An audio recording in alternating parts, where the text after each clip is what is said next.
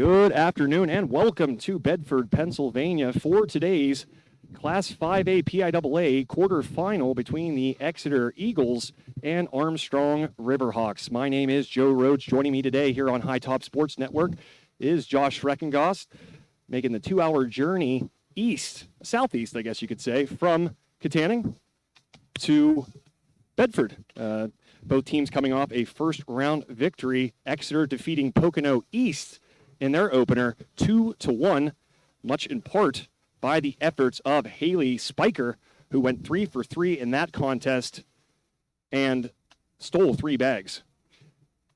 On the other side for the Riverhawks, a very balanced team effort.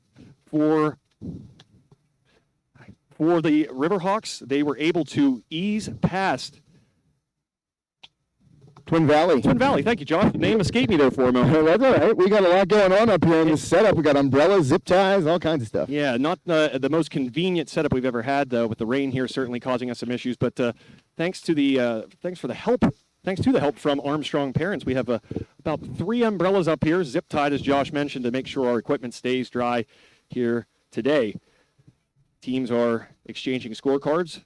The umpire explaining some things to all involved. And we will get underway. This game, of course, getting moved up to 2:30 because of the weather forecast here in Bedford. So hopefully we'll be able to get this one underway on time and be completed on time as well. It's set to be the only game on this field today. So plenty of time if they would have to maybe shut things down for a moment, or if there's any lightning or thunder that might cause any problems. Plenty of time to get her done here today. Josh, your impressions. Obviously, we got to see this Armstrong team on Monday out east, further east, about a 5-hour trip for us that day. The Riverhawks starting a little slow that day, but finishing strong like they have a tendency to do. Yeah, big 4th inning by the Riverhawks. They put up a 5-spot on Twin Valley, and their pitcher, Sophia Paulian. And that offense, one thing that we talked about during the game is the confidence in that offense, in that dugout, the bats in those dugouts. Armstrong obviously hitting the ball extremely well this season. Team record in home runs, multiple girls, 6-7 home runs. Jessie Pugh led them with 7, but, Jenna Clance, Emma Paul, all capable of going long. Emma Smerick, I mean, just up and down the lineup, nothing but power and the ability to put the ball in play, and a lot of speed, too. And you know what? It took 4 innings, but the Riverhawks came alive and put up 5 in that 4th inning against Twin Valley and rolled to a 10-1 win. And I think they got a lot of momentum, just the atmosphere on the bus ride down here, Joe. The girls were really, pumped up, you could tell, and then they kind of went into their quiet spot. And then right when we got here, the energy ramped back up, and wouldn't be surprised if we see this Riverhawks team come out hot today in the batter's box.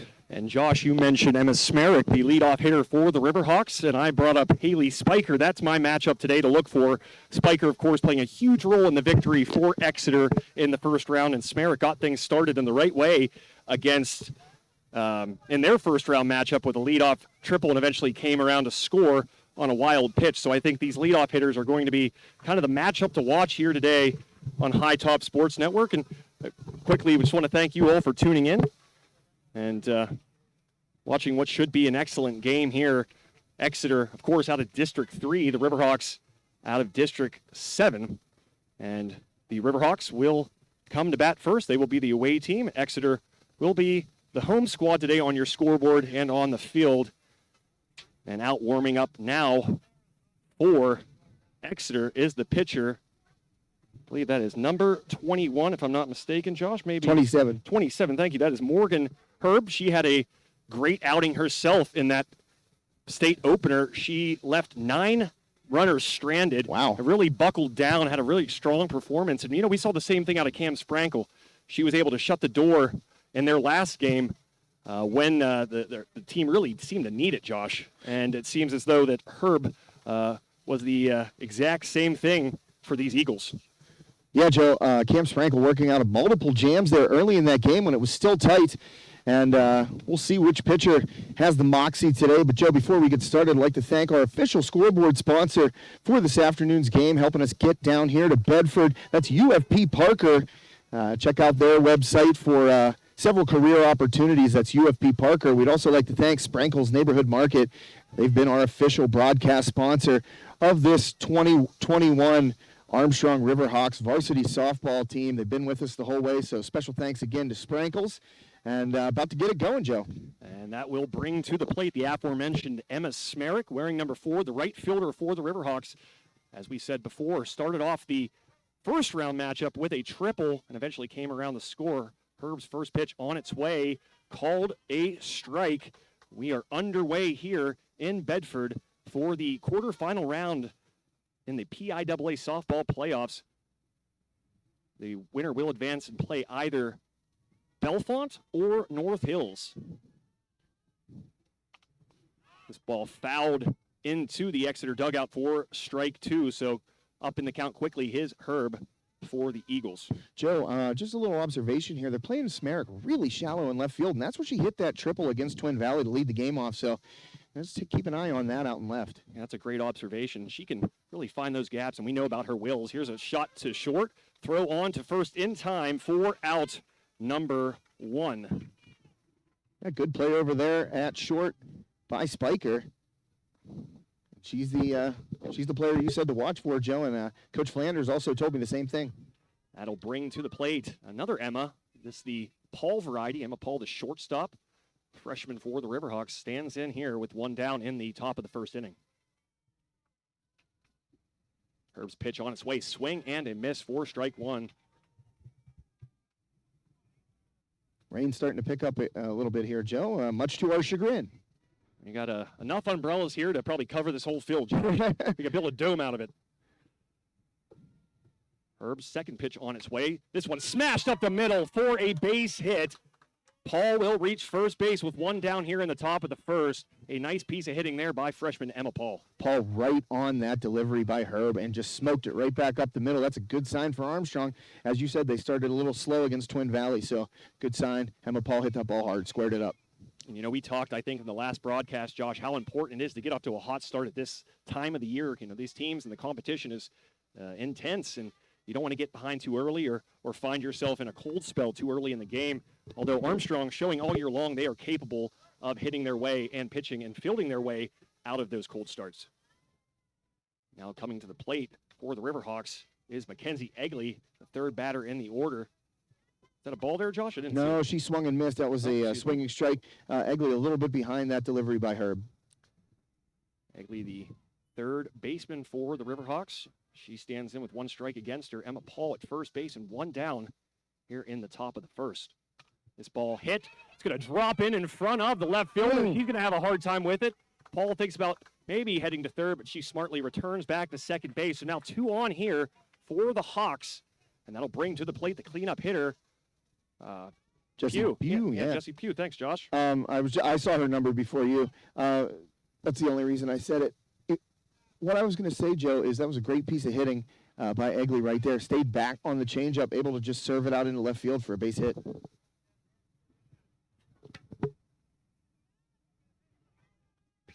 Pugh standing in with 1 down here. Smerick, the leadoff hitter, the lone out thus far. Paul stands at second. And Egley at first with Pugh, the cleanup hitter, standing in. First pitch on its way, called a strike. So give credit to Herb, starting a lot of these hitters off with a strike.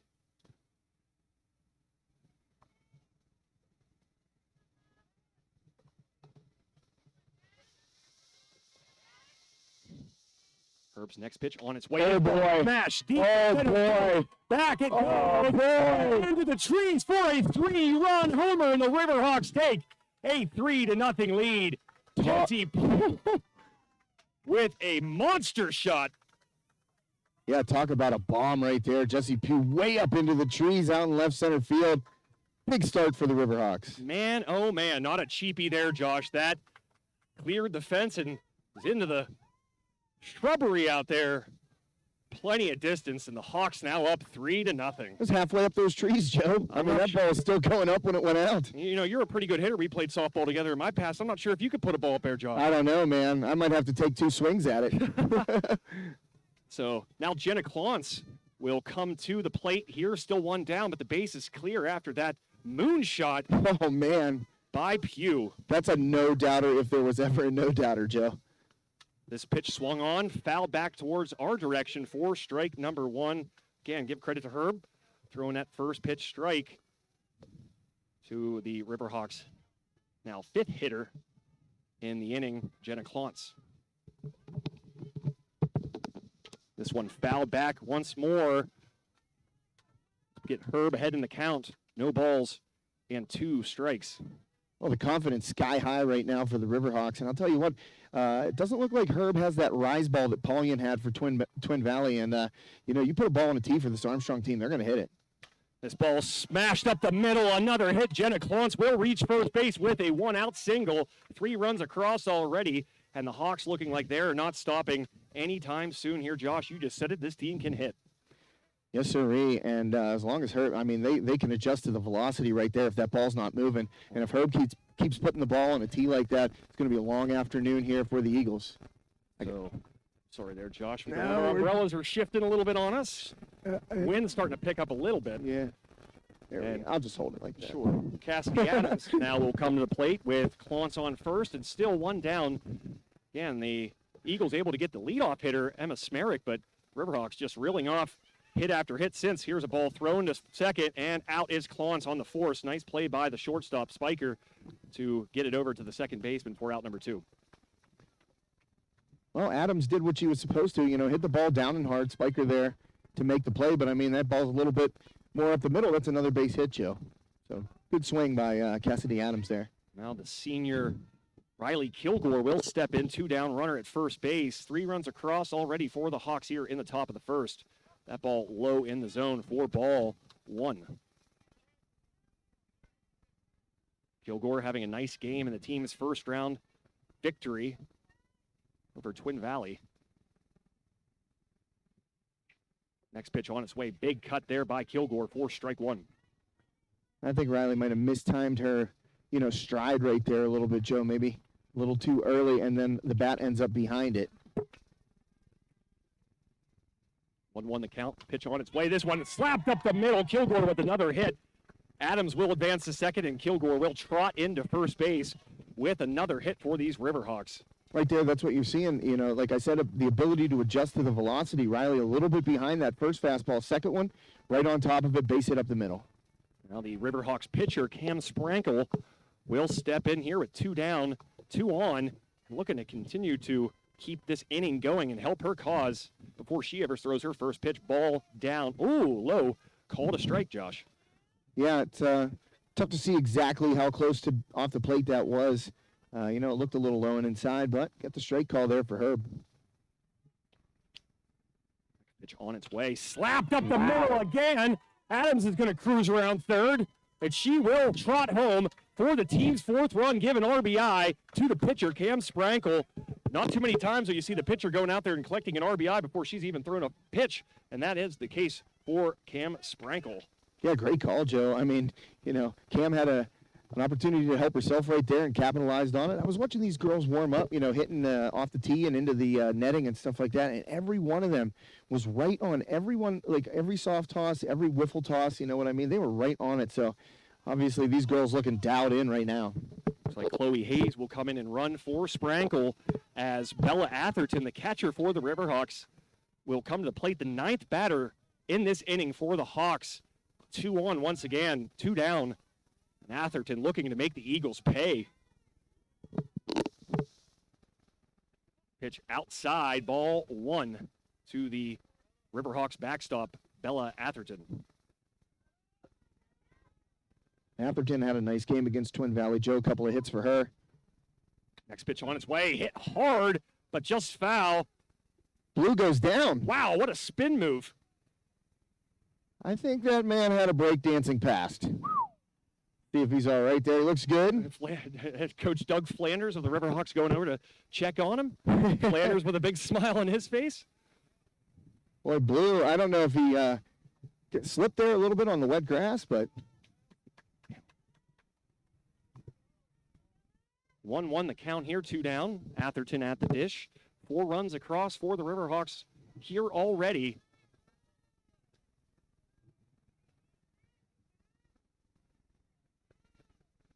Pitch on its way. This one slapped to third and gathered in there by the third baseman. I believe that was number 18, Josh, if I'm not mistaken. Maybe, yeah, Sasha Bolonsky. Bolonsky, I apologize. Coach Zoe told me it was Bolonsky. So.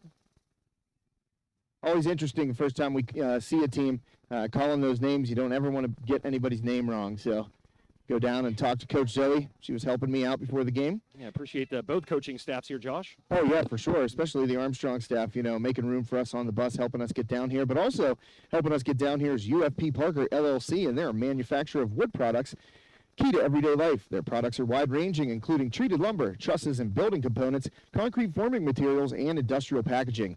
They need people like you to keep growing. Working there, you'll find coworkers who treat you like family, people who have your best interests at heart and will make your career goals a priority. They value safety and training, and full-time employees are eligible for a comprehensive benefit package as well as profit-sharing bonuses and other perks. UFP Parker LLC is a small-town company with global connections. They proudly promote from within to develop dream careers in production, sales, design, transportation, and management. With extensive training from programs like their free UFP Business School degree program, you can too. Think about where you want to take your career in the years to come, and they have a program to help you make that dream come true. To find a career you can build upon, visit ufpi.com/careers. So thanks to UFP Parker, our scoreboard sponsor today, and you're looking for maybe a job, maybe a career change, make sure to check out that website, ufpi.com/careers. So the Riverhawks now will come out and take the field for the first time, and you got to imagine Cam Sprankle, the confidence and the boost that she is provided by the 4 runs that the team was able to score in the top half of this first inning.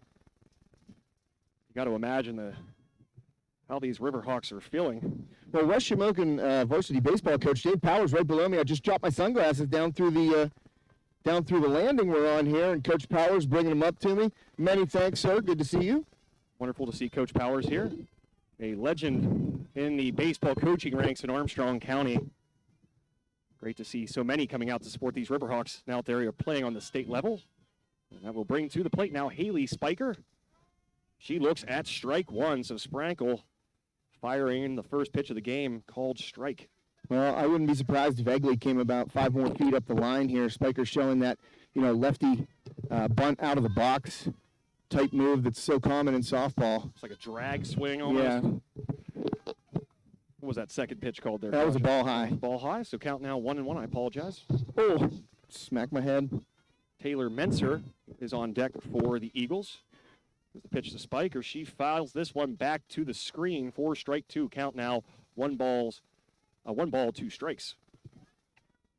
Yeah, and Sprankle right now, there's really no nerves. You can go out there and love getting a 4-0 lead before you take them out, and she could just go out there and throw, and that's so big sometimes for a pitcher to just get in that zone early. Spiker fouls this one down towards the third base coach, staying alive now. Count remains 1 ball, 2 strikes to the leadoff hitter for Exeter. Haley Spiker, the offensive hero in their first-round victory over Pocono East.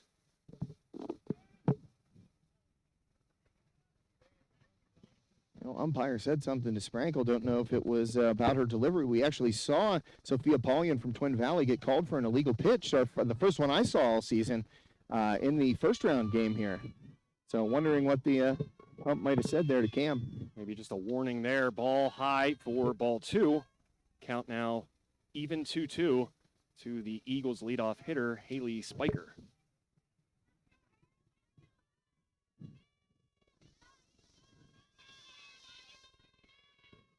Sprankle takes her time, looks in, and the pitch. This one slapped towards the shortstop, Paul. She's going to throw on to first, but not in time. The speedy Spiker able to beat that one out. Despite the nice play there, kind of hit between Paul and the third baseman, Mackenzie Egley. Paul grabbing that one and promptly throwing it to first, but Spiker's speed out of the box just too much. Wow, Joe, she was like the Flash coming down the line because that ball was actually hit decently hard, and Paul has a strong arm over there. Spiker's still able to beat it out. I mean, that's wheels right there, Joe. Now it's not the first baseman. This would be the center fielder for the Eagles. Now standing in, Taylor Menser looks at first pitch Ooh. called a ball, I do believe. Yeah, off the plate there. No call for Sprankle, but trying to work that outside corner against Menser. Pitch on its way, slapped up the middle for a base hit. Spiker will advance to first, and Menser will trot into first base. So the first two batters for the Eagles here today able to get on base. You can tell that they are going to try to battle through and not let that first or top of the first inning steal their momentum. They are fighting right back here. The first two bats of the game for the Eagles, both batters reaching with singles. Well, you don't get to the state playoffs in any sport at any level without having a good team, and obviously these Eagles not content to lay down. Haley Crichton. Crichton. Like Kyle Crick. It's Crichton. Crichton. Excuse me. I apologize to Haley. Haley stands in there. She looks at ball one. Next pitch on its way. It's kind of a change up there. Yeah. That just dove towards the feet of Atherton there, but called a strike, so count now even, 1-1. That was a good pitch there by Sprankle, working that changeup in bottom of the zone, trying to keep these Eagles off balance. 1-1 the count. Third batter of the order up for the Eagles. This is going to be in foul territory and brought in there by the first baseman. That, of course, is Jesse Pugh, who hit that mammoth home run in the top half of the first inning. That thing's still going. So now 1 down, 2 on, and the cleanup hitter to the plate, Gerardus Flores.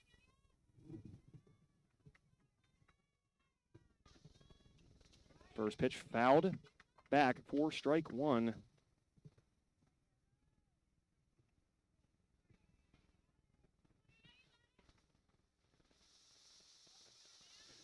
Well, it seems like the raindrops have stopped for the time being, Joe. That's good. It is indeed good. This ball fouled back well out of play for strike two. So Sprankle able to get ahead of the cleanup hitter of the Eagles now. The count, no balls and 2 strikes. Well, Sprankle was really good at working out of jams with runners on base against Twin Valley in that first round game. See if she can do it again here. This ball in the dirt. Nice stop there by Atherton. Let's say this no swing there. So that will be ball 1. Again, nice stop there by Bella Atherton. 2-2, I believe. Is it? It is indeed 2-2. I apologize, Josh. Yeah, the game changer a little late in updating here, but that's all right. This one high, run the count full, 3-2 to the cleanup hitter, Gerardus Flores, as Spiker stands on second and Menser at first. Kind of surprised she hasn't tried to steal a base yet, but waiting on that one and driving it down the line. That'll get past Jenna Klontz. 1 run will score. That's going to get to the fence. 2 runs will score. Klontz will get this in, but not before Flores reaches second with a 2-run double, cutting the Armstrong lead in half. Well, Flores waited on that changeup and ripped it down that left field line, and Klontz unable to get over there and cut it off, rolled all the way to the fence. And Exeter right back in this game, and their bats have looked pretty good in this bottom of the first inning. Flores, big 2-run double. Now the Exeter first baseman, Aaron Morris, will step in. Still 1 down, and a runner at second base. Swing and a miss, strike 1.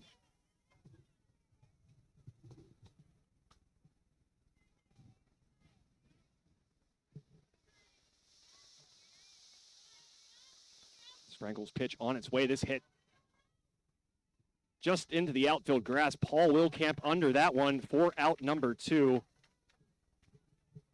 And coming to the plate now is Taylor Knobb.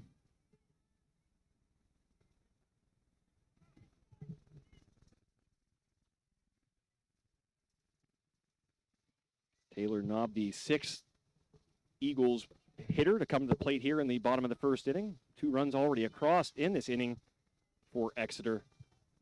Still 1 runner in scoring position here.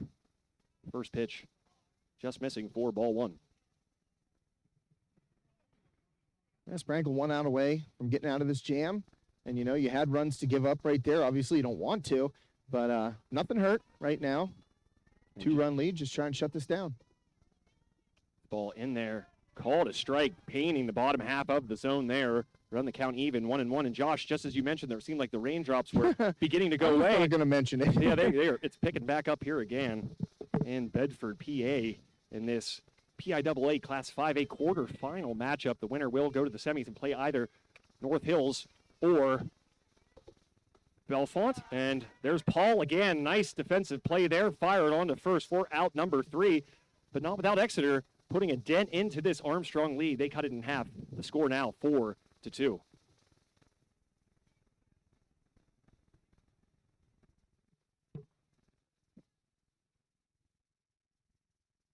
Yeah, Joe, while we have a minute here between innings, I'd like to thank another one of our great sponsors that helped us get down here to Bedford today, Phoenix Physical Therapy, Katanning, and Rural Valley. Life is all about motion, so orthopedic injuries are just a part of life. Phoenix Physical Therapy, Rural Valley, and Katanning will help you recover, recharge, and rise to new heights after an injury by creating a program focused on you. Your life should be pain-free and filled with activities that you love, and with help from Phoenix, you can get there. Schedule 24/7 online at phoenixphysicaltherapy.com or call them to make your appointment today.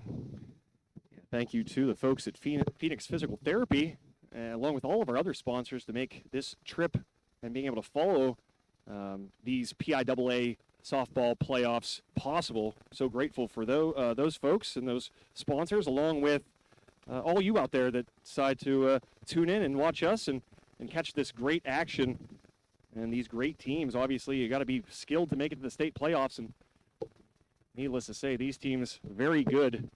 And the rain really coming down here now, Josh. Oh, man. Well, hopefully this is a quick one. We seem to be okay down here. I'm going to creep up under this big umbrella by the computer and hold on to it. Yeah, it's really coming down here now.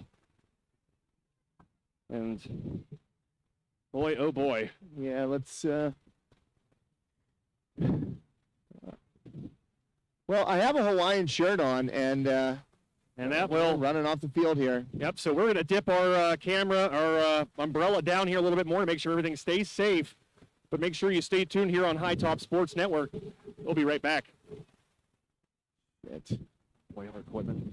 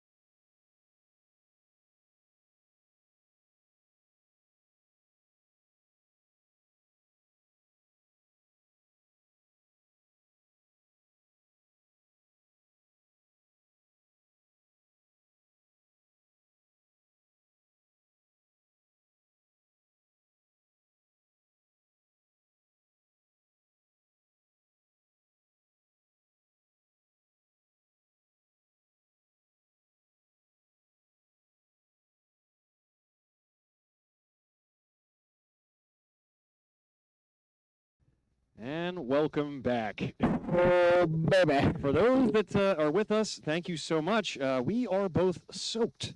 Luckily, our equipment is dry, and that's more important. Thank you for sticking with us. This crew here has been working quite frantically to try to get this field dry, dragging it a little bit and putting some substance on the field to dry it up quickly. It's looking a little bit better, but we were having the discussion off the air while we were in the middle of this monsoon that it's kind of baffling that you choose to have a quarterfinal game on a facility that is not turf. There are plenty of turf facilities nowadays. Armstrong calls one of those home. So you'd imagine at this stage of the season in a state quarterfinal game that the PIAA might have chosen the venue a little more carefully. Well, we went off at about 2:58 is when I looked at my clock as we were getting soaked. And so that's about 42 minutes ago right now, the start of this rain delay. And as you said, Joe, the crew working double time to try and get this field playable again. But, yeah, I'm in agreement with you. Maybe not the right facility for such an important game when both teams, have a long trek to get here. Right. And it's not just right around the corner or right down the road. It's not like Armstrong's playing at Fox Chapel or, Exeter playing at Twin Valley or wherever in District 3. These teams had to make a long journey today, and here's hoping that the radar that I looked at just a bit ago before we came on the air, there seems to be another cell kind of circling up from the south to the west, and that's what hit us right around 3 o'clock and sent us into this rain delay. Exeter taking the field right now, but hoping the rain holds off, Joe. Yeah, and you mentioned it there. It's kind of what I was going to say is that we've been trying to pay close attention to the radar here today, and still some cells south that seem to be moving north towards our direction. Kind of spotty, and as Armstrong assistant coach Glenn Kilgore said to me a moment ago, when you start getting in these mountains here, it can kind of scatter the showers a little bit, and you kind of really don't know where they're going to go. So they are certainly scattered. Let's hope that they scatter places that aren't this particular ball field here in Bedford. But as you mentioned too, Josh, the Eagles back out on the field, the Exeter Eagles, and the Riverhawks lineup has been turned around. They will have the leadoff hitter, Emma Smerick, come up to start the top half of the second inning for the Riverhawks, who lead 4-2. Yeah, Joe, I was going to say, I hope the sun comes out, but apparently I can get sunburnt without sun in the sky. Yeah, I went golfing yesterday, and it was a very cloudy day, and you somehow got very burnt. I don't know. Maybe my pale complexion attracts light. Who knows? So about to get back underway here, top of the second inning. The Riverhawks' Emma Smerick stepping in to begin the second inning. And, of course, back out on the bump is Morgan Herb for Exeter. Rain delay over, back to it here in Bedford. First pitch after delay on its way for strike number 1. Well, that's how you want to start if you're Herb. Just come out, throw that first one right over the plate, and get back into that rhythm of finding strikes. Balls, 1 strike. Herb pitched to Smerick. This one hit softly, but in foul territory for strike number 2. Into the mud. Yeah, a lot of mud there. That's a big spot right there where the first base coach Glenn Kilgore is standing. That is just where they were discarding all the muddy water and just gunk that had built up after that rainstorm. So I'm sure the folks here are not going to be happy with the conditions in the field that they're going to have to deal with once this PIAA Class 5A quarterfinal game concludes. Herb's pitch on its way. Smerick drives this one deep to left field. That's going to one-hop the fence. She's going to turn around first base and walk into. Oh, she's going to turn. She's going to go for 3. She's going to slide in there past the third baseman for a triple. Emma Smerick, after the long stoppage, able to leg out a triple. Well, Joe, during her first at-bat prior to the rain delay, I said they're playing her really shallow in left field. That's where she tripled against Twin Valley and repeats the feat right here to lead it off for Armstrong in the second. That will bring to the plate Emma Paul with no one down here in the top of the second. And another Emma standing at third. That the Smerick variety. Oh, umbrella.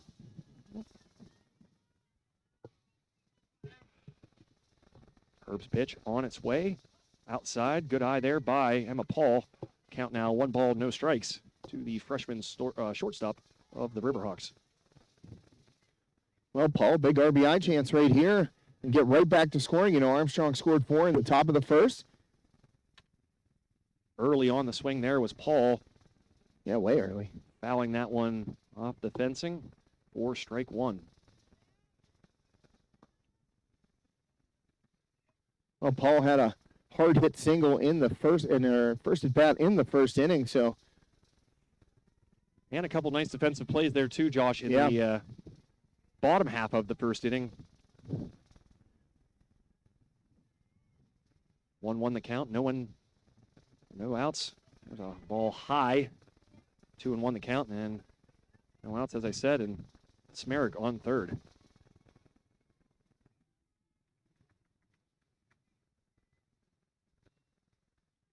Mackenzie Egley on deck.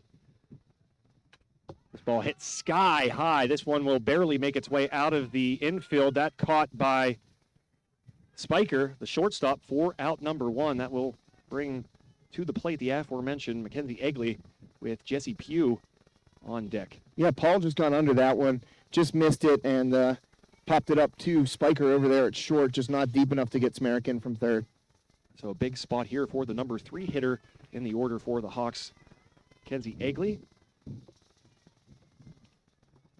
She reached on her first plate appearance.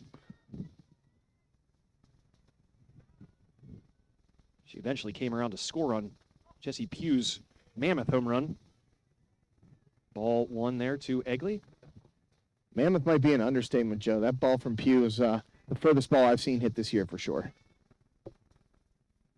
1 ball, no strikes, 1 down. Waiting on that one was Egley. This one's going to be deep enough to probably score Smerrick. The throw's going to come in, and Smerrick will get in safely for the 5th run of the ballgame for the Riverhawks. Nice sacrifice fly out there by Mackenzie Egley. Well, strong throw from left field, but Smerrick just too fast there at third base. Waited till the ball was caught, tagged up, and scored standing up. So now 2 down, and Jesse Pugh will step in here again, hitting that deep home run to left center field in the first inning. Responsible for 3 of the runs that were plated, I believe, in that yes, sir. top half of the first. This one, Pugh kind of backed off, but the umpire calls strike 1.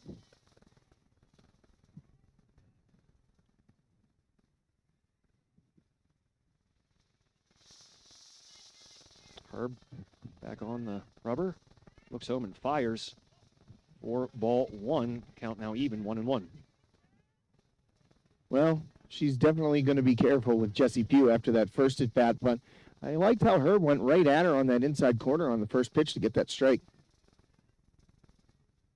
Pitch on its way. This one got under it. You could hear it on the bat. Right fielder camping under it for out number 3, but Emma Smerrick's triple to begin the inning, yielding a run for the Riverhawks on the sacrifice fly out by Egley. Riverhawks extend their lead 5-2. So heading into the bottom of the second inning here in Bedford, the score: Armstrong 5 and Exeter Township 2. Yeah, Joe, and while we have a moment here between innings, we'd like to thank our scoreboard sponsor for this afternoon's PIAA Class 5A quarterfinal round playoff game, UFP Parker LLC. UFP Parker LLC is a manufacturer of wood products key to everyday life. Their products are wide-ranging, including treated lumber, trusses, and building components, concrete forming materials, and industrial packaging. They need people like you to keep growing. Working here, you'll find coworkers who treat you like family. People who have your best interests at heart and will make your career goals a priority. They value safety and training, and full-time employees are eligible for a comprehensive benefit package, as well as profit-sharing bonuses and other perks. UFP Parker LLC is a small-town company with global connections. They proudly promote from within to develop dream careers in production, sales, design, transportation, and management. With extensive training from programs like their free UFP Business School degree program, you can too. Think about where you want to take your career in the years to come, and they have a program to help you make that dream come true.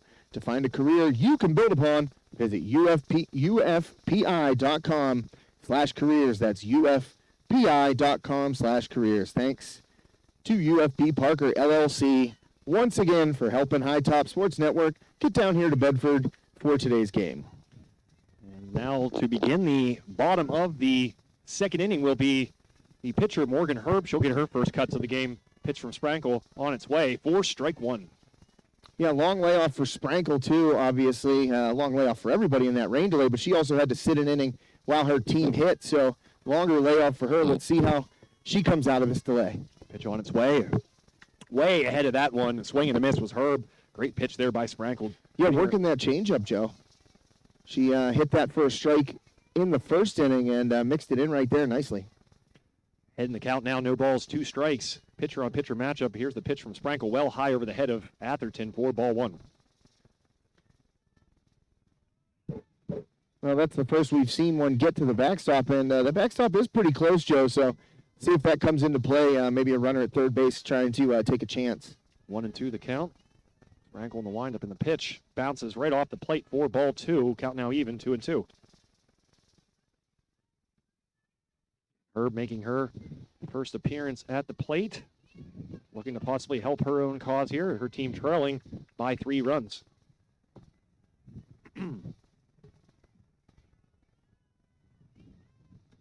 Ooh. Just missing there. Runs the count full now, 3-2. First at bat here in the bottom of the second inning for Exeter. The pitcher, Morgan Herb, now with a full count.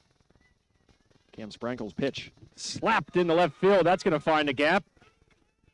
Cassidy Adams, she gets it in quickly, throwing to second base. Getting close, and it gets Herb able to slide under it. The tag applied high, and Herb able to get into second base with a lead-off double.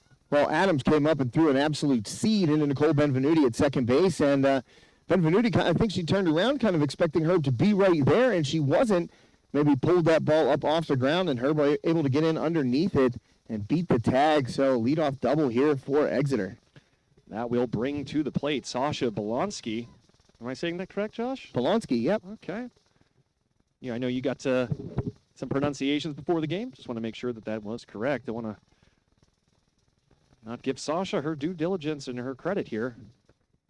Well, she's got a chance for an RBI right here. Leadoff double there by the pitcher Herb.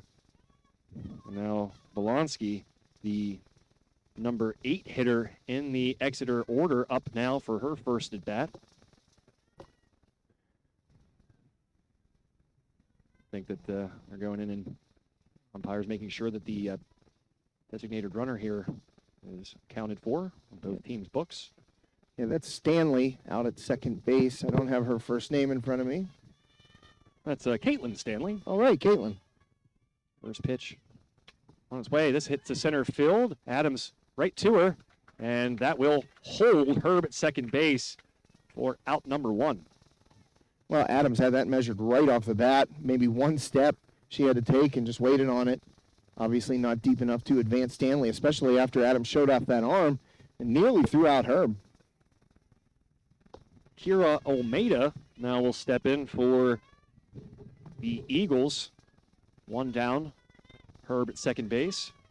Right fielder stepping in for the first time. She fouls that back to the screen for strike 1. Oh, and here's where Sprankle was so successful against Twin Valley. It's at the bottom of the order. Even if there were runners on bases, she kind of feasted on that bottom of the order and set Twin Valley down and killed some rallies in that fashion. Pitch on its way. Low, called strike. Nice pitch there. Able to catch the bottom part of the zone. Does Sprankle, now ahead in the count. No balls, 2 strikes against the number 9 hitter in the order, Almeida. This one slapped in the right field. Unable to come up with it with Smerrick. She gets it in quickly. Runner advances to third, so now runners on the corners now with just 1 out. Just unable to come up with that one with Smerrick. Hit on a kind of on a line there, Josh. Yeah, and you know what? That ball was knuckling off the bat of Almeida and hit Smerrick right in the heel of the glove, Joe, and just popped out at the last second. It was kind of a low-line drive, and sometimes those are tricky, especially when they're knuckling like that. Now the final, or they'll bring us back to the top of the order, excuse me. This is Haley Spiker, the shortstop. She was able to reach on a single to begin the game for Exeter in the bottom of the first. Pitch. Outside for a ball, throwing down to second was Atherton, kind of cutting it off there was the second baseman, Benvenuti, just in case the runner would break from third, and smart play there by Benvenuti to assure that that was not the case. Well, we saw Armstrong run that once against Twin Valley, and then, similar to that, Twin Valley didn't take an attempt, but on second, the only Raiders run was scored on that double steal. And now Almeida will trot down to second. Benvenuti cuts it off again to make sure the runner doesn't break for third. And this time Almeida will make it into second base. So now 2 runners in scoring position, 1 down, and a 1-1 count to the leadoff hitter in the Eagles' order, Haley Spiker.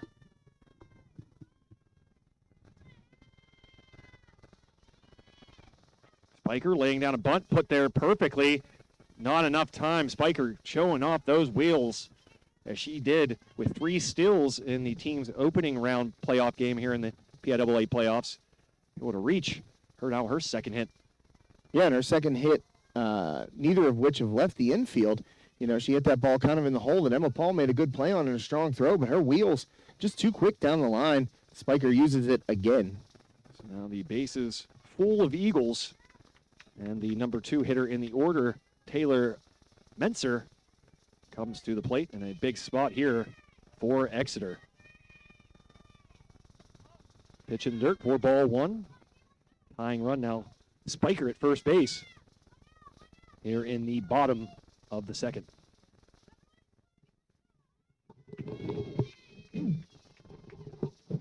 This one hit high, very, very high to Cassidy Adams in center field. She'll camp under it for the out, and 1 run will score on the sacrifice fly out there by Menser. Now the Riverhawks lead by just 2. The score now is 5-3. Well, Adams using that big arm again, got the ball in really, really quickly and did not allow Almeida to move up from second base. Obviously that's going to be deep enough for a sac fly to score that run from third, but Adams fired that ball back in quickly. Eagles unable to advance. Now Haley Crichton, I do believe, Josh? Crichton, excuse me. Crichton steps in, looks at ball 1. Now 2 outs and runners on second and first.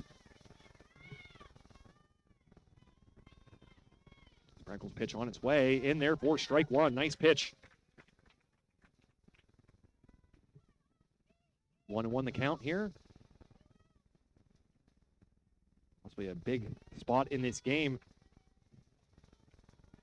5 for ball 2, but if Exeter leaves these 2 runners stranded in the heart of your order up, Josh, that's a wasted opportunity. But let's say on the other side of things, Sprinkle looking to shut the door again, as she did several times in big spots in the opener. Close right there, right at the knees, and didn't get it. 3 balls and a strike to Haley Crichton. Ball hit towards short. Paul gathers it in. Throw on to first for out number 3. So 1 run across here for the Eagles in the bottom of the second inning. And after 2 full, it is Armstrong 5, Exeter 3 here on High Top Sports Network. And our coverage of the PIAA Class 5A quarterfinals here in Bedford, PA. Yeah, Bedford, PA, little rainy here in the first inning, but it's holding off for the time being. Wow, we have a moment between innings here, Joe. I'd like to thank TGIF Solutions, the official social media sponsor of High Top Sports Network and the home of the Shellhammer Atwood Agency. They can assist you and your loved ones with any insurance need, big or small. TGIF Solutions specializes in all types of insurance: auto, home, family, business, farm, and commercial. Visit tgif.solutions. TGIF Solutions, insurance that's right for you now and in the future. And we'd also like to thank our official broadcast sponsor of the 2021 Armstrong Riverhawks varsity softball season. That's Sprinkle's Neighborhood Market. Sprinkle's Neighborhood Market, located at 151 North McCain Street in downtown Katanning, features an unrivaled meat selection and delivers quality ingredients at the most competitive prices around.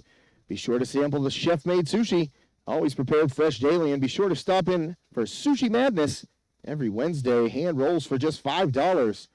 Pick up a homemade grab-and-go meal. Take home a delicious custom hoagie. And remember to check out Sprankle's Facebook page, too. Hashtag Save on Meat. Hashtag Save on Meat. We were talking to Ryan here a little bit ago, and he offered to get the Save on Meat truck out here to drag the field. Help get it ready. Armstrong now entering the top of the third, looking to keep these bats hot as Jenna Clont steps in for the Riverhawks to lead things off and looks at strike one.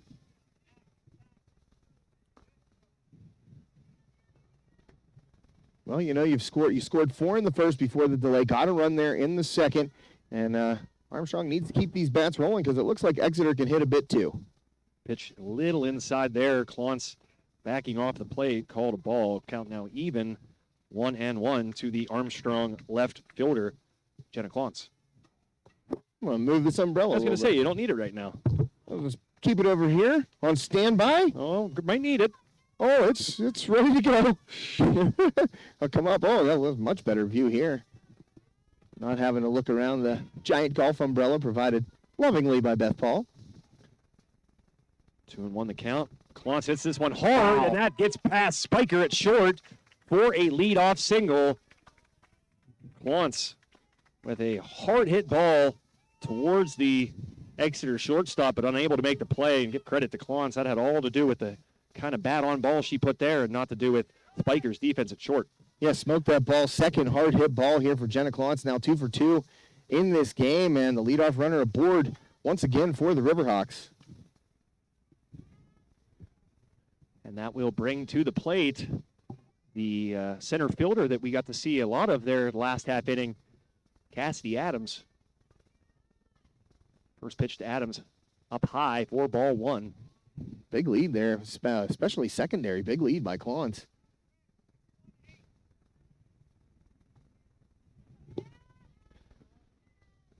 Sitting Indian style here, Josh, not the normal sitting position when I'm calling a game. Especially on a grate. Yes. My right leg is currently very much asleep. Throwing from her knees at the catcher there, but sliding in safely is Clontz. Nice break there by Clontz. Good throw from her knees was the catcher there for Exeter. That was a heck of a throw. That is, of course, Taylor Knob with that dart to second base, just not in time. 1-1 the count here to Adams. She swings and misses and is now behind in the count, 1 ball and 2 strikes.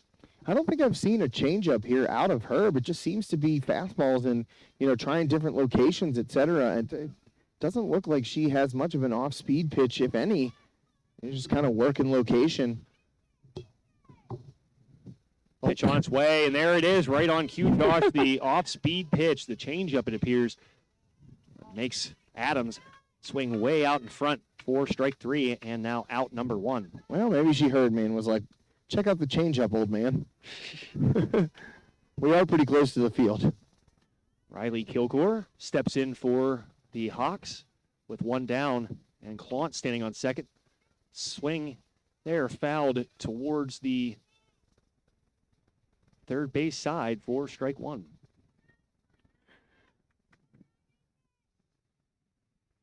Well, Riley Kilgore has been the postseason hero a couple of times for the Riverhawks. You know, big hit in that WPIAL semifinal game to get Armstrong to the finals, and a big hit to start the scoring against Twin Valley to unbreak the 1-1 tie.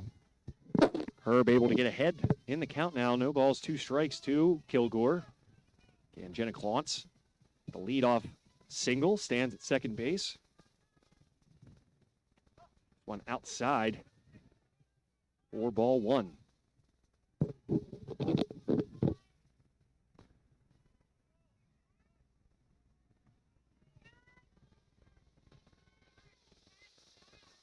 Pitch on its way, low.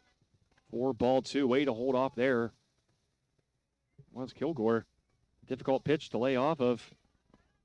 That slow off speed. Looks like it's coming in straight, but then kind of just falls off the table there at the very end. This ball high, runs the count full now, so great patience here by Kilgore to extend this bat after falling behind. Now, Herb looks for the payoff pitch. Fouled back, stays alive. Count remains full. Well, that was a big cut there by Riley Kilgore. And, you know, on a 3-2 count, you don't expect someone to take a cut that big, but Riley just off that. Fouled it straight back, so pretty much right on. Just needs to square it up. Another payoff pitch on its way. This one hit hard. That will get through the left side. Rounding second is Clance. Throw in home. That will allow Kilgore to get down to second base. Yep. So Armstrong able to get back the run they surrendered the last half inning. They now lead again by 3.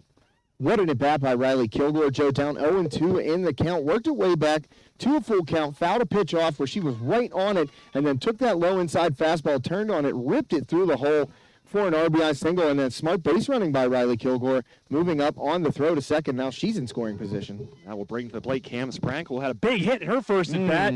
Just slapped hard on a line towards Spiker at short. He was able to snare that one for out number 2.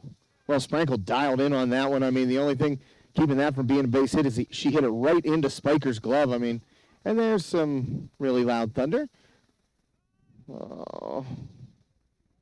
Yeah, you got to see lightning, Blue. We're good. Gave the safe. Oh, he's sending them off. Sending everybody off. So we are going to take a break to make sure our equipment does not get absolutely drenched. So stay tuned. We'll be back when the action resumes here in this PIAA Class 5A quarterfinal between the Exeter Eagles and the Armstrong Riverhawks.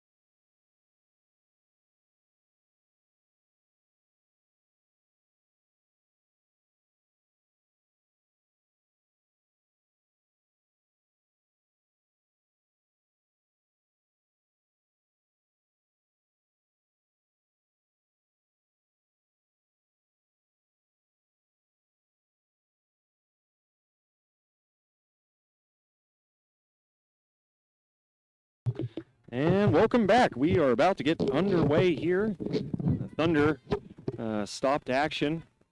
Umpires quickly getting things going here while there's a chance to continue the action. 2 outs here. And that ball is smacked deep to center field. One hopping the fence. That will score Kilgore, and in with a double after the delay for the Riverhawks. Bella Atherton. Yeah, Bella Atherton, the catcher. So a big spot there and a big rip gives the Riverhawks a 7-3 advantage here with 2 down in the bottom of the third. Well, that's the way you want to come out of that delay, being aggressive at the plate, and that's exactly what Atherton does right there. Bombs one, 2 short hops the left center field fence, and brings Kilgore in with a big 2-out run. So now back to the top of the order for the Riverhawks. It's the 3rd time that Smerick will get a crack at a plate appearance here in 3 innings. She stands in with 2 down. Pitch. This one smacked deep and snagged and brought in by the right fielder. What a catch there by the right fielder. That, of course, is number 25, Jaredis Flores, ending the threat there on the deep drive by Emma Smerick. But the Riverhawks able to score a run. The first at bat coming out of the delay by Atherton scores Kilgore to give the Riverhawks a 7-3 advantage as we head into the bottom of the third. Yeah, Joe, big for the Riverhawks to get a couple back there after Exeter had gotten a run to cut the lead to 5-3 in the bottom of the second, but the Riverhawks tack on a couple more, extend that lead back to 4. And while we have a moment, we'd like to thank Phoenix Physical Therapy, Katanning and Rural Valley, one of our sponsors of today's game, helping us make the trip down here to Bedford and be able to broadcast this game to you on High Top Sports Network. Phoenix Physical Therapy, Katanning and Rural Valley. Life is all about motion, so orthopedic injuries are just a part of life. Phoenix Physical Therapy, Rural Valley, and Katanning will help you recover, recharge, and rise to new heights after an injury by creating a program focused on you. Your life should be pain-free and filled with activities that you love, and with help from Phoenix, you can get there. Schedule 24/7 online at phoenixphysicaltherapy.com or call them to make your appointment today.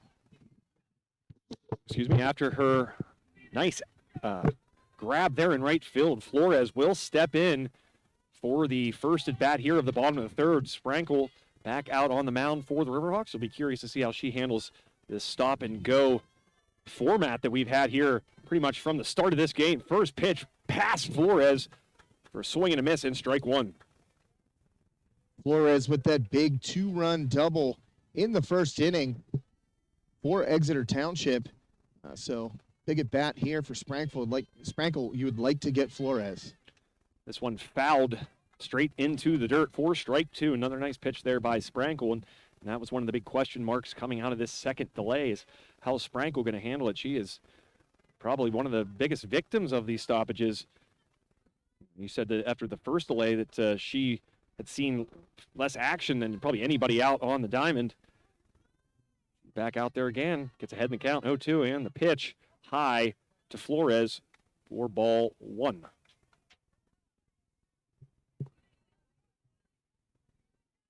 Quite a day today, Joe, here in Bedford, PA. A lot of weather.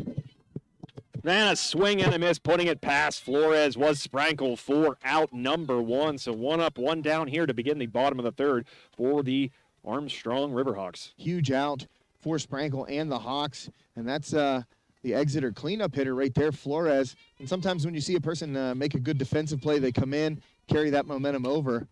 And first pitch swinging, Paul backhanding that throw on to first for the out. Another nice defensive play there by Emma Paul. It's short for out number 2. And that one got a smile out of her starting pitcher, Cameron Sprankle.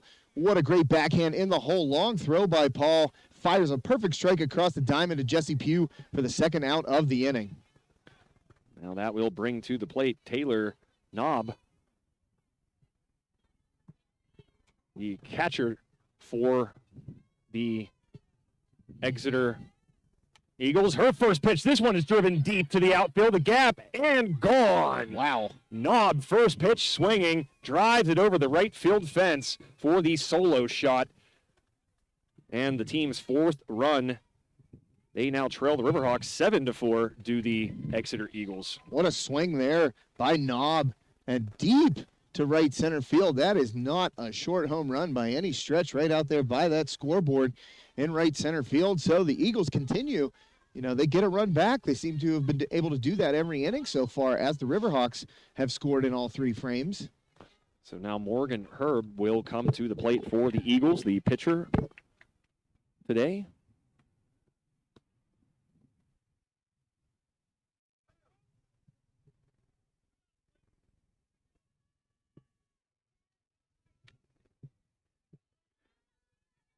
Left-handed swinging Herb looks at the first pitch, fouled over her team's dugout, rather, for strike 1. 7-4 the score here after the solo home run a moment ago by Taylor Knob. Pitch into Herb, called a ball, count even, 1-1.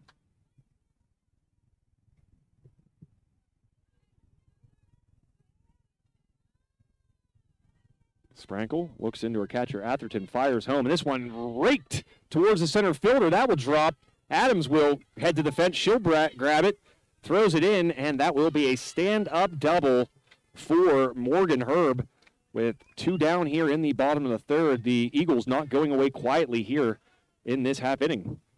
Yeah, Sprankle able to get the first 2 outs pretty quickly, and now a home run and a double with 2 outs here for Exeter Township.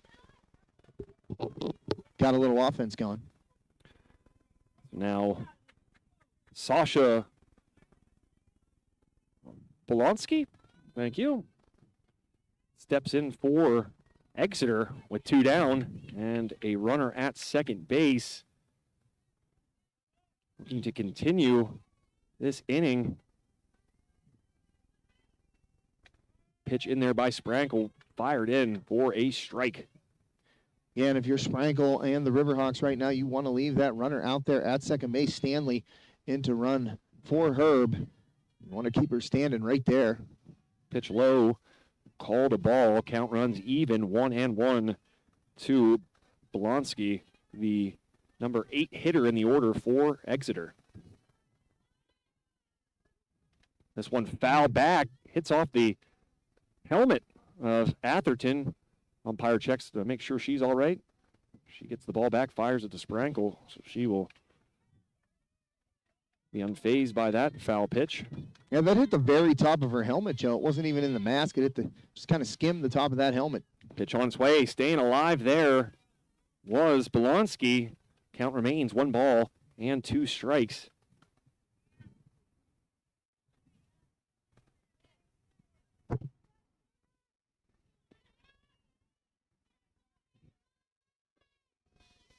One run across here in the bottom of the 3rd for Exeter. Pitch in there.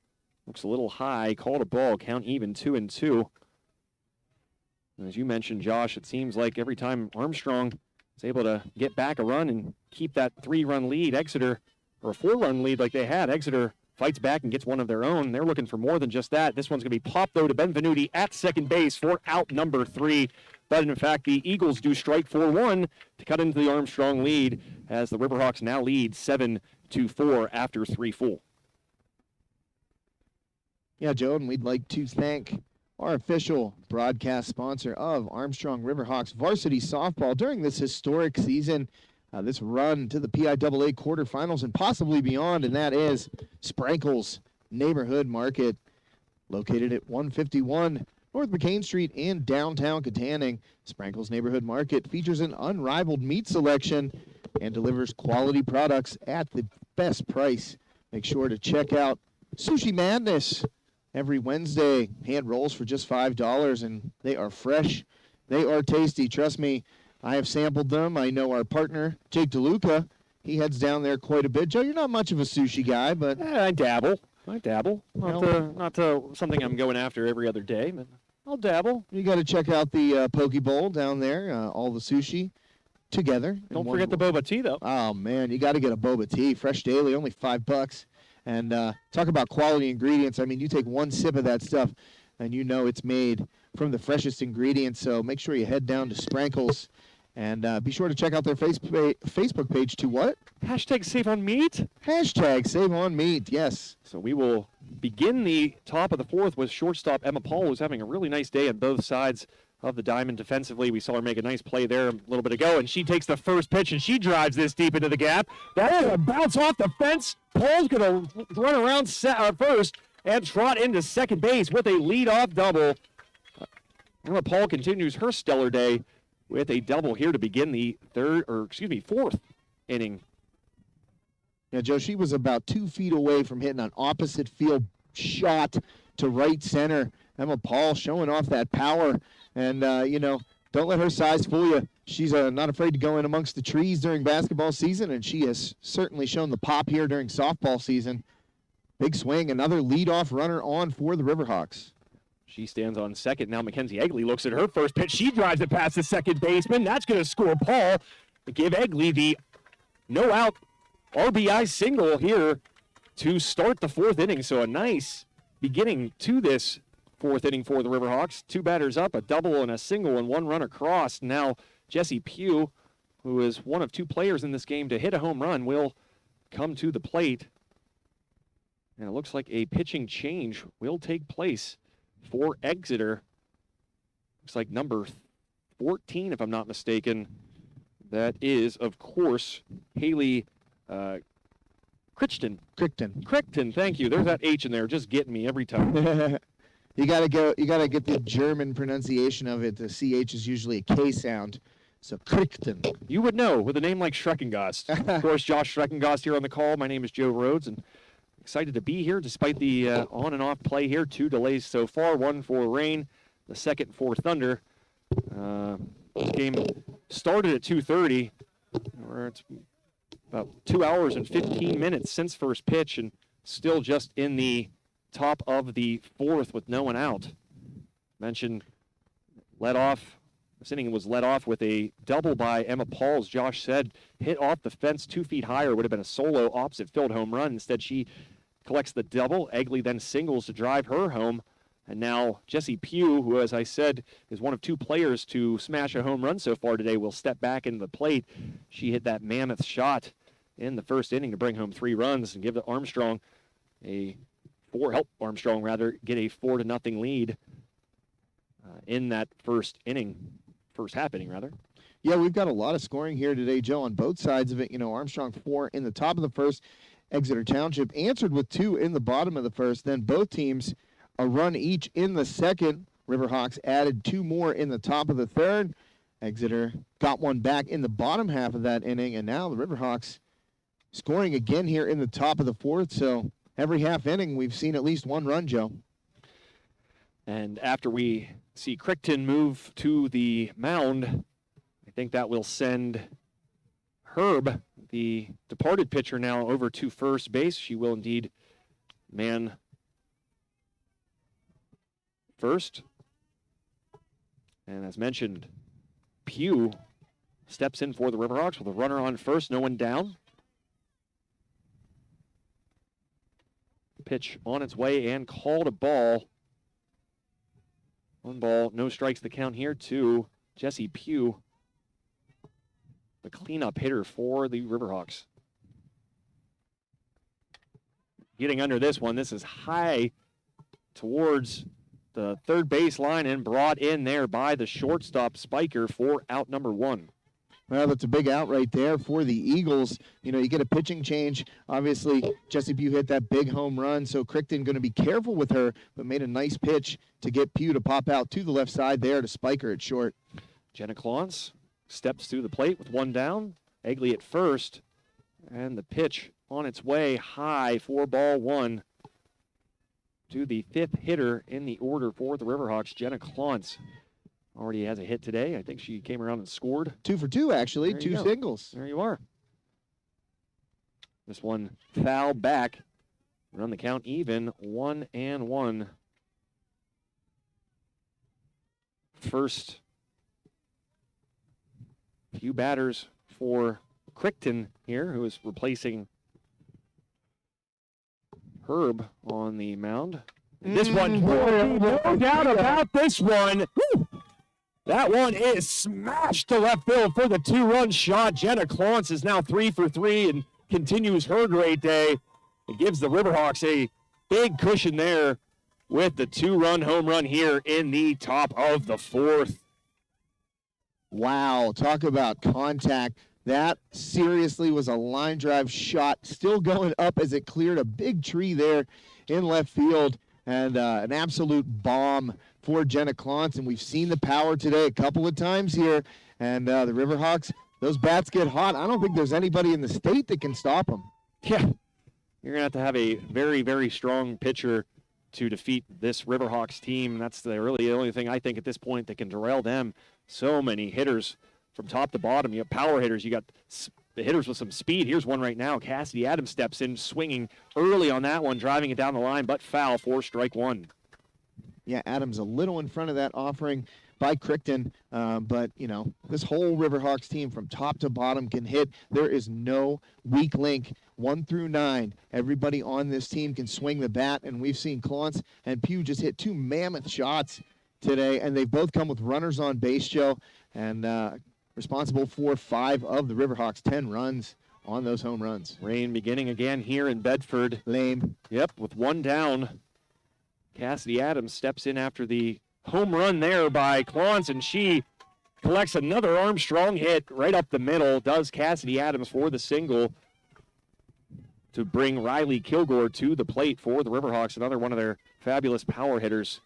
One swing of the bat, and Riley could certainly make this a 12-4 ball game. Well, in favor of the Riverhawks. Sorry, Joe, that is hit number 14 for the Riverhawks here in 3 1/3 innings. So Armstrong, boy, they got off the bus swinging those bats. I'm telling you, when I was watching them warm up, every single girl at the soft toss, at the wiffle, everything was dialed in, hitting line drives, and they have carried that over into this game. First pitch into Kilgore, called a ball.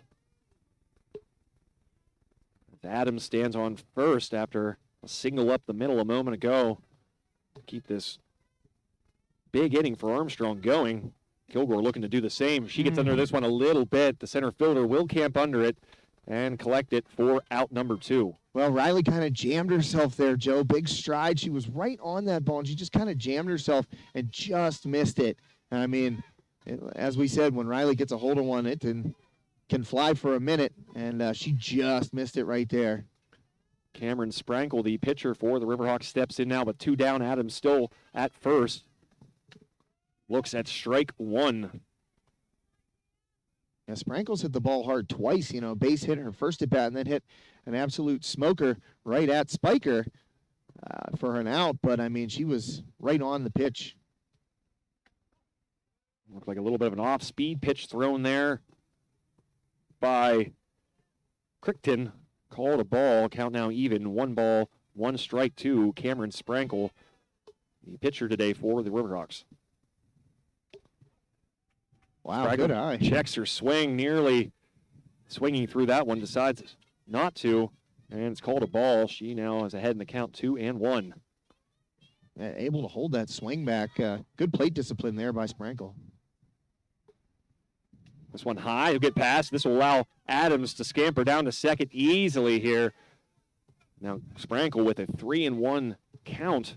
She's in the driver's seat here with 2 down in the top of the 4th inning here in this PIAA Class 5A quarterfinal game. The winner will get either North Hills or Bellefonte.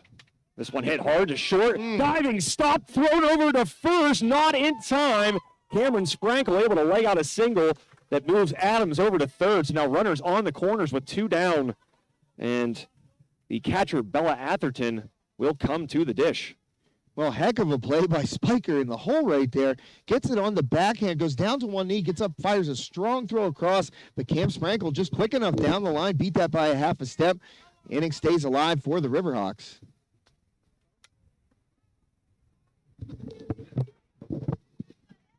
Atherton having a nice day herself. 1 for 2 today for Bella. Yep. One of the many hits we've seen today from Armstrong, many of which coming in this big inning for the Riverhawks. They've been really doing it all afternoon. Atherton shows bunt, pulls it back, called a strike, and that allows the runner for Sprankle, number 21. That, of course, is Chloe Hayes to get down to second base. Now 2 runners in scoring position. Atherton watches that pitch go a little bit inside from my vantage point for ball 1. Yeah, these Riverhawks showing great plate discipline as a team up there, letting some borderline pitches that they might not get good contact on go, and have been seeing the ball very, very well today.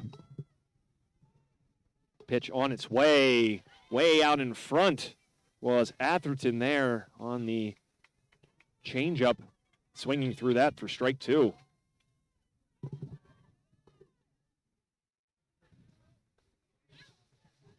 Rain picking up a little bit more here now as Atherton hits that one foul.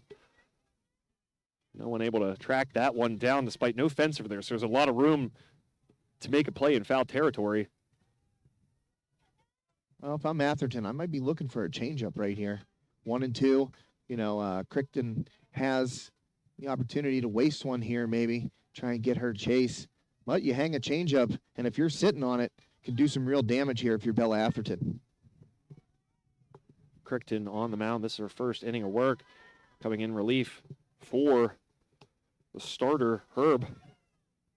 Got the changeup right there and just floated outside. Obviously, Atherton able to lay off with ease, but that was the pitch. Count even 2-2. 2 runners in scoring position. 2 down for the Armstrong catcher, Bella Atherton. Pitch on its way. This one drilled through the hole. That will score 1.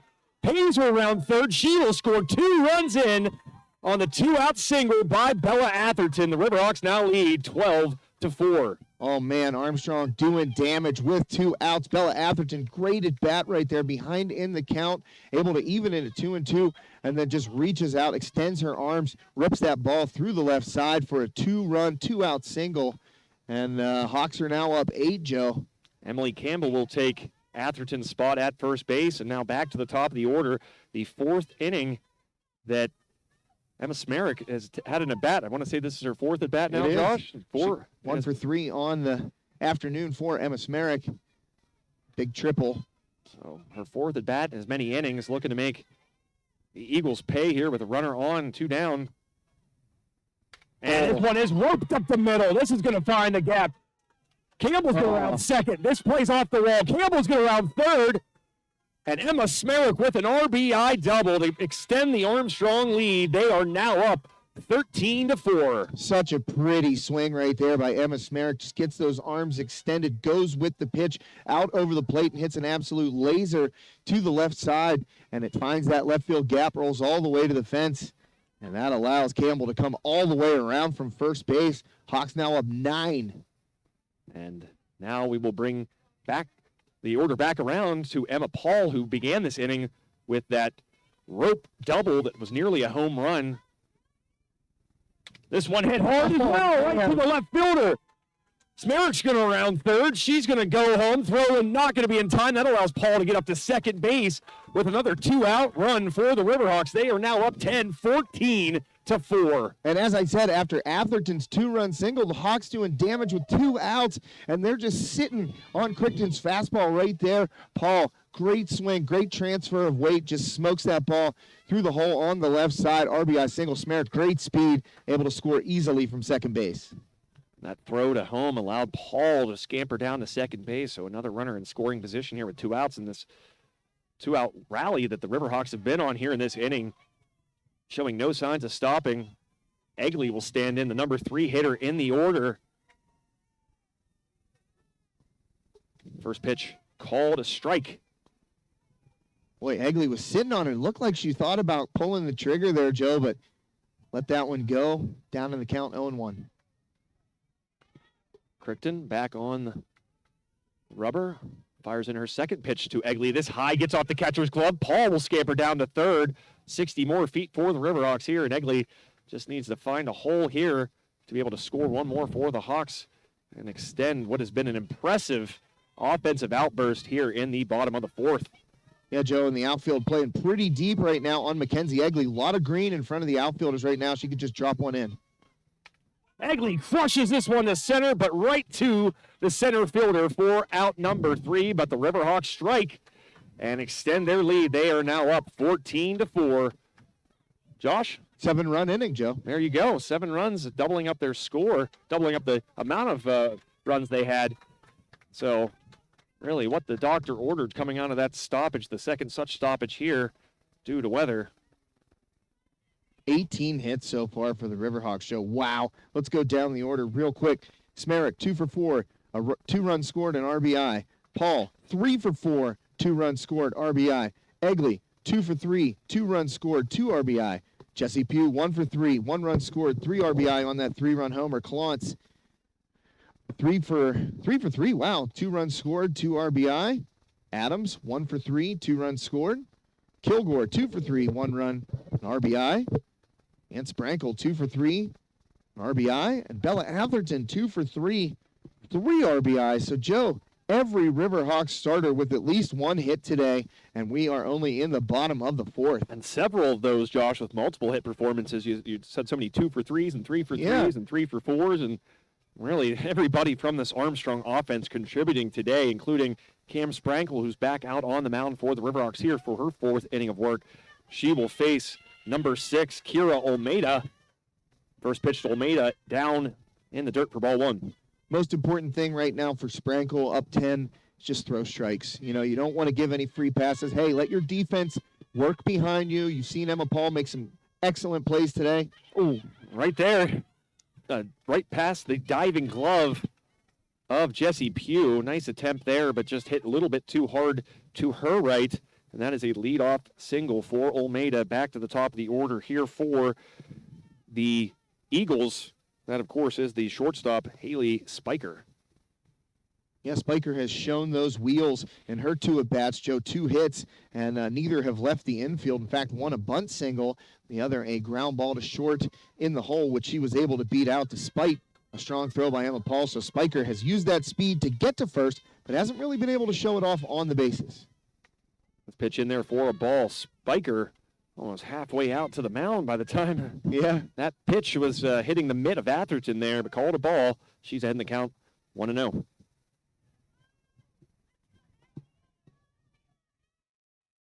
Sprankle, pitch on its way. High again. Spiker, same technique. Same result as the last pitch. She's now ahead 2-0.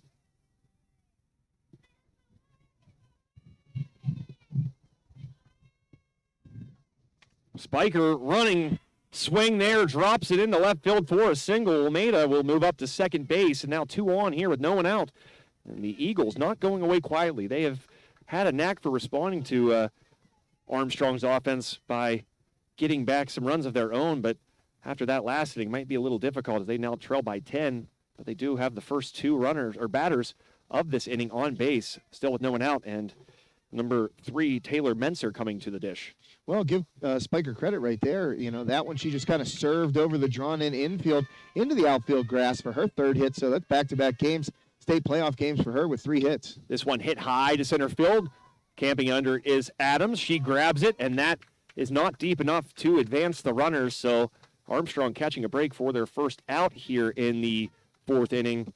Cassidy Adams and that cannon of hers and out in the outfield proving to scare the Eagles enough to not want to try to advance on that play. It was pretty deep, but after we've seen a couple throws from Adams today, no surprise that the Exeter Eagles did not try to move up 60 feet. Yeah, Almeida not going to make it out at third base right there. Crichton, first pitch swinging for strike 1. Crichton moving to the mound last half inning in relief of Herb. Her first at bat now as the pitcher for Exeter. In there for a ball, count even 1-1. Well, once again, you know, Exeter getting some runners on base and Sprankle having to work with runners on base, and he's done a pretty good job, did a great job against Twin Valley, done a pretty good job today. This pitch low in the zone, but catching part of the zone for strike 2. Sprankle now ahead, 1 ball and 2 strikes to Crichton. 2 runners on. Almeida at second. And swinging through that for strike 3 is Crichton. 1 down now. Or excuse me, 2 down in the bottom of the 4th. Sprankle looking to shut the door here on Exeter. Leave 2 runners stranded. But number 25, Jaredis Flores, I do believe, steps in, looks at ball 1. Well, Flores is going to be a real tough out. You know, she's looks really comfortable up there at the plate. Had a hit her first time up. Sprankle able to get her last time up. But, you know, this is going to be a tough out right here and a big out if Sprankle can get it without giving up a run. That one's low to Flores for ball 2. 2-0 the count. Almeida at second. And Spiker at first. Sprankle with the pitch. This one lifted towards second base. And nice grab there by Benvenuti for out number 3 to leave 2 runners stranded for Exeter. And after 4 full, it is Armstrong 14, Exeter 4 here on this presentation of PIAA State Softball Playoffs on High Top Sports Network. Hey, Joe, we just got an update here from a loyal viewer out there, Mike Totus. Many thanks to him. North Hills currently up 7-1 in their game against Bellefonte. Right now in a rain delay, but if the Indians can hang on, that would be a rematch of the WPIAL 5A championship game should Armstrong hold on here. So that one got to keep an eye on. Will determine Armstrong's next opponent if they are able to secure the victory today. North Hills up 7-1 over Bellefonte, currently in a rain delay. Thank you to Mike Totus for that information. Obviously, many interested in this game will be interested in that as well, as that will decide the opponent of the winner of this one in the semifinal round. As you mentioned, Josh, Armstrong losing to North Hills in the WPIAL championship game. So probably a little bit of the, you could say, hard to doubt that some of these Riverhawks would like another shot at North Hills, especially at the state level. Oh, man. A rematch of the WPIAL championship game and a state semifinal game. You couldn't ask for anything more if you're Armstrong. You know, a chance for revenge. They got out to a 2-0 lead on the Indians, but then 12 unanswered and a mercy rule victory for North Hills in the championship game. Their first ever WPIAL title. Armstrong was seeking its first as well, but the revenge at the state level, Joe, I think would be mighty sweet were that matchup to happen. Crichton back out on the bump. She'll face Jessie Pugh. First pitch in there, off speed, called a strike to Pugh, who hit one of the 2 mammoth home runs today for the Riverhawks, along with Jenna Clance, pretty much both in the same area, maybe a little bit more closer to center for Pugh, but both just monster shots. Oh, and another one. Yeah. Bye. Wow. Jessie Pugh with another bomb. And the Riverhawks now lead 15-4. And I'm telling you what, Joe, these are no doubters. It's not like they're just skimming the top of the fence and getting out. I mean, these are absolute shots. Pugh, her second of the day, to go along with Clance's, as you were just mentioning, right before that bomb by Jessie Pugh. Yeah, that was a no-doubter right off the bat. And Pugh with her second home run of the game, the third for the Riverhawks, and they now lead 15-4 here in the top of the 5th inning. And that will bring to the plate Jenna Clance, who is the other Riverhawk to hit a home run today. And she got hers off Crichton, too, so see if this matchup goes the Riverhawks' way and Clance's way. 3 for 3 today for Jenna Clance, swinging a red-hot bat for the Riverhawks. Crichton looks in, fires home. Early on that one was Clance. If she straightens that one out, that has a chance of possibly getting out of here just a hair early on that one. Run the count even, 1-1. Heading for the Frisbee golf target out there. Anybody down for some frolf? Frolf. Never heard it called that in my life. There's a Seinfeld episode, of course. That one low, and smile out of Clance. She knew that that was not a pitch to swing at. She now falls behind, 1 ball and 2 strikes. Still no one out here in the top of the 5th. That one well short of the plate, bouncing about a foot in front of it for ball 2. Clance one of the many Riverhawks are having a great offensive showing today. This one hit high in foul territory, but grabbed. Just missing that one was Clance. That is out number one. A little smile from Jenna Clance as she steps on first base and heads back to the dugout. She knows she just missed that one by a hair, Joe. I mean, sky high and deep to left field, too. It wasn't just a sky high pop-up. She just missed that.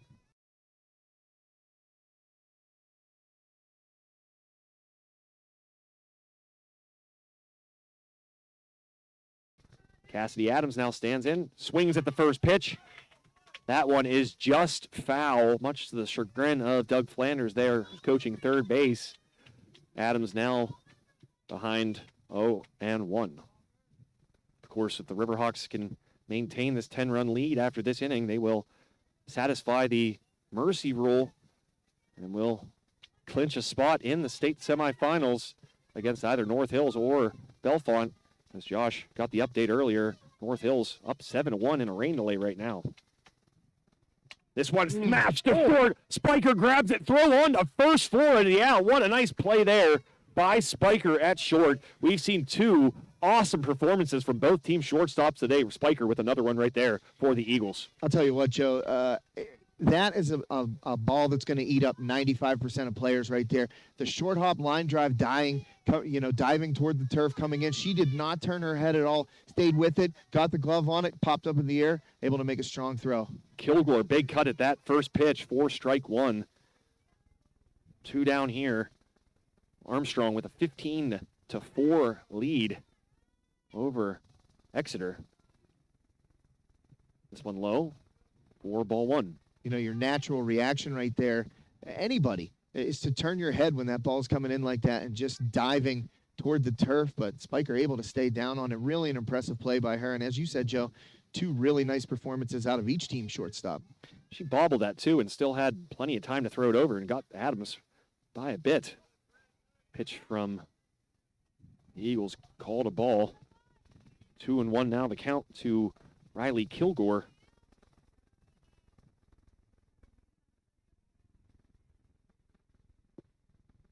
Kilgore looks at that pitch, looks low, but called a strike.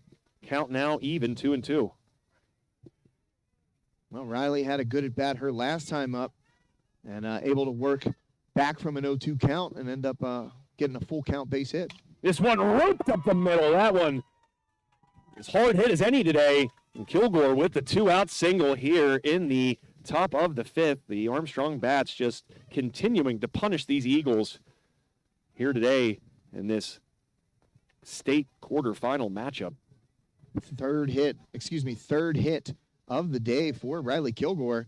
So another one of those Riverhawks with a multiple hit performance. I'd be curious, Josh, you probably have the total hits there.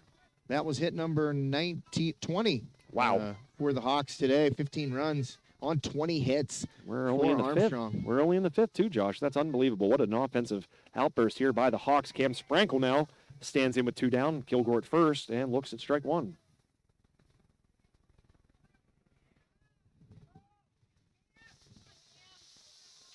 Sprankle looking for some 2-out magic here. Slow off-speed pitch. She again is able to hold off of that one. We've seen her exhibit some pretty good patience at the dish here so far. Able to hold off on some pitches that look like they're outside of the zone. Count now 1-1. This one smashed to center field, but on a line to the center fielder for out number 3. It seems as though even when the Riverhawks have been retired today, it's been on hard hit balls. And another one right there to end the inning, but the Riverhawks able to score again and extend their lead to 15-4 over the Exeter Eagles. So Exeter, Josh, will need to score at least 2 here, or it will be an Armstrong victory, a mercy rule victory in a state quarterfinal game. Yeah, crazy. And while we have a chance, we'd like to thank one final time our scoreboard sponsor for today's game, UFP Parker LLC. And they're a manufacturer of wood products key to everyday life. Their products are wide-ranging, including treated lumber, trusses and building components, concrete forming materials, and industrial packaging. They need people like you to keep growing. Working there, you'll find coworkers who treat you like family, people who have your best interests at heart and will make your career goals a priority. They value safety and training, and full-time employees are eligible for a comprehensive benefit package as well as profit-sharing bonuses and other perks. UFP Parker LLC is a small-town company with global connections. They proudly promote from within to develop dream careers in production, sales, design, transportation, and management. With extensive training from programs like their free UFP Business School degree program, you can too. Think about where you want to take your career in the years to come, and they have a program to help you make that dream a reality. To find careers you can build upon, visit ufpi.com/careers. Sprankle starts off Erin Morris, with an off-speed pitch that she's well out in front of, able to at least get a piece of it, but still a strike nonetheless in this last-ditch effort possibly for the Eagles, who need 2 runs or this one is over.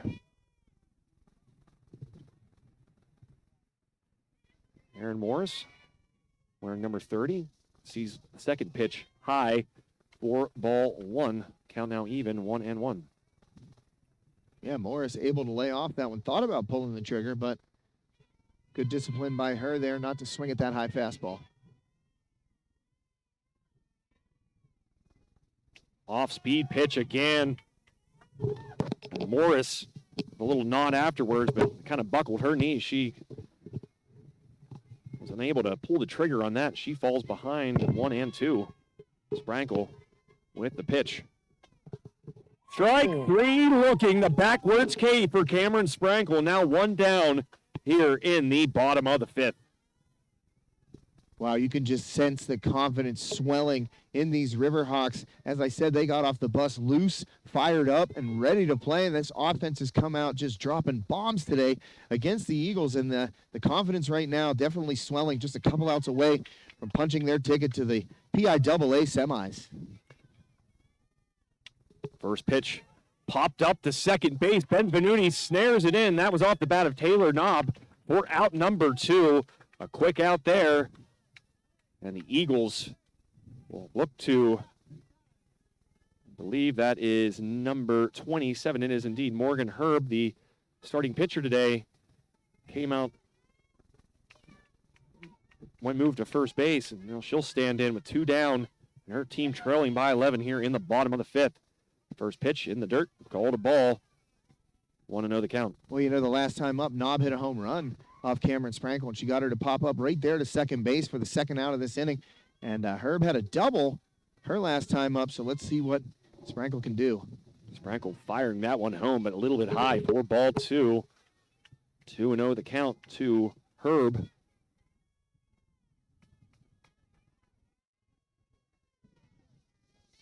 Off speed, barely getting a piece of that one was Herb. Count now 2-1 with 2 down. Looked like that one kind of popped Bella Atherton's shin guard off there, but got the equipment back ready and Sprankle ready to throw. Such a deep Armstrong team. You think about someone like Bella Atherton, you just mentioned having a great offensive day herself. You just look around this diamond and pretty much everybody out there has been a huge contributor to these 15 runs that the Riverhawks have been able to put on the board here through just 5 innings. This pitch, slow roller, but will roll foul. Jesse Pugh gives it a look, grabs it and tosses it back to Sprankle. Now the count even, 2-2 to Morgan Herb.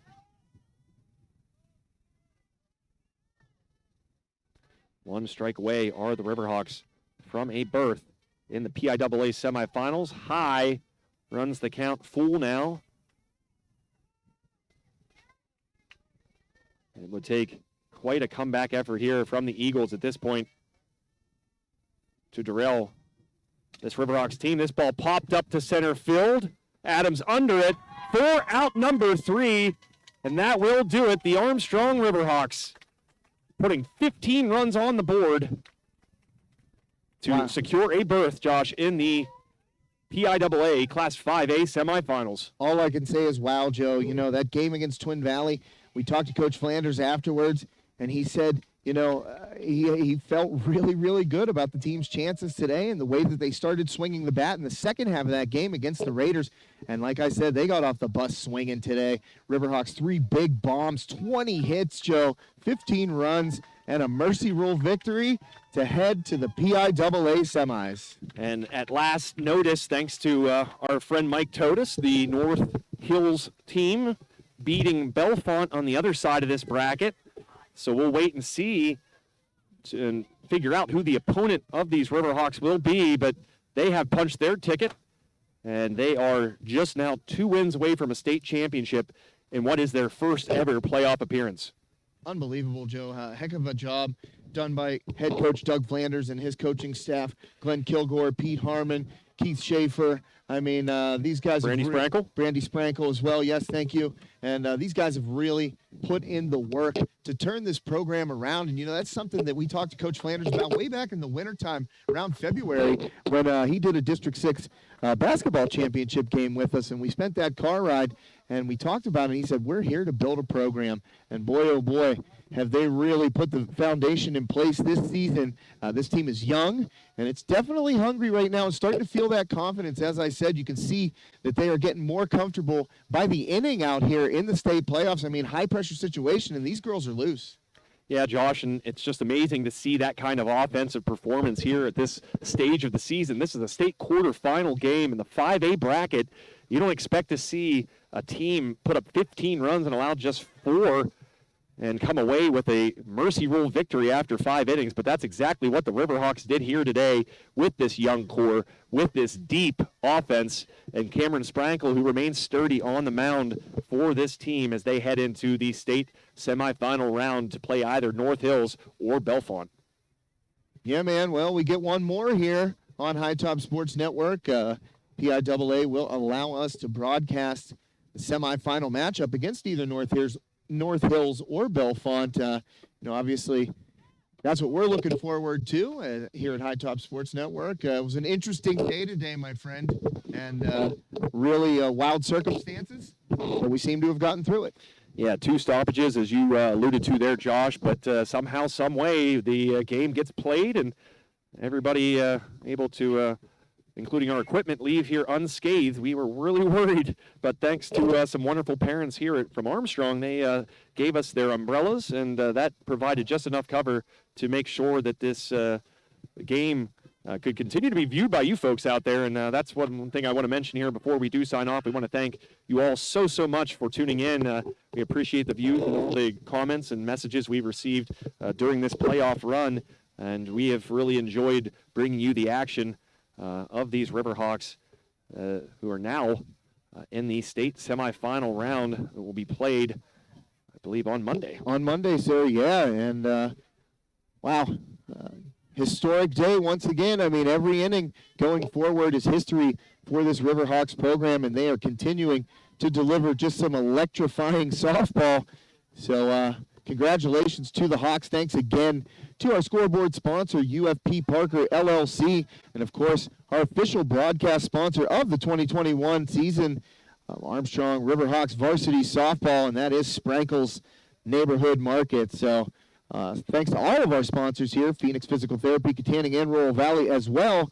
And looking forward to the semis, Joe. I am as well, Josh, and we'll be excited to bring you that action on Monday at a time, team, and location to be determined. But we do know one of those teams, and that is the Armstrong Riverhawks, who came away with a 15-4 victory today over the Exeter Township Eagles in convincing fashion. And they have punched a ticket, as mentioned, to the state semifinals, and we will await to see who they play, when, and where. But another fun game, and I know that we really enjoyed bringing you the action, as mentioned. Josh Schreckengoss by my side. My name is Joe Rhodes here on High Top Sports Network. Make sure you do check us out on our different social media platforms, and make sure you like and follow our Facebook and Twitter accounts, and catch up on all the action, see what else is going on around our area and what High Top Sports Network is up to stay up to date and continue to get information on this playoff run by the Riverhawks. Follow us, High Top Sports Network. For Josh Schreckengost, My name is Joe Rhodes. Thank you again for tuning in, and we will see you on Monday for the PIAA Class 5A semifinals that will include the Armstrong Riverhawks. We will see you then.